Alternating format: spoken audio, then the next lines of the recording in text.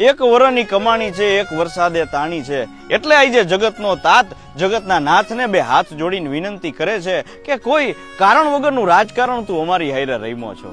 4 મહિના પહેલા ઈ જ ભાવ ને ઈ જ લાગણીથી બે હાથ જોડીને કહેતો હતો કે બાપ વરહી જા. આજે ઈ જ કુદરતને, ઈ જ ખેડૂત, ઈ જ બે હાથ જોડીને અને હાથ ફેલાવીને કહે છે કે બાપ તું હવે ખમૈયા કર. તો ભાઈ કુદરત છે એ પરિસ્થિતિ, સમય અને સંજોગ ગમે ત્યારે ફેરવી નાખે છે.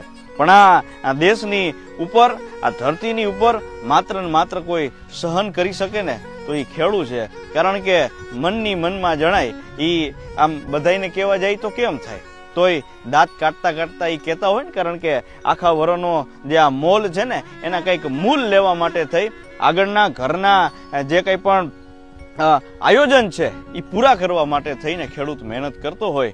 પણ એક વરસાદ આવે ને એ બધી પથારી ફેરવી નાખે. એટલે કુદરતથી મોટું કદાચ આ દુનિયામાં કોઈ હોઈ ન શકે.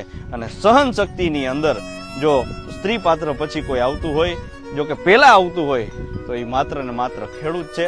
એના સિવાય બીજું કોઈ નથી. બાકી ટાઢા છાંયે બેહી ડાઈ ડાઈ અને મીઠી મીઠી વાતું થાય અને કામ કરવા આવી તો ખબર પડે કેટલી વીએ હો થાય.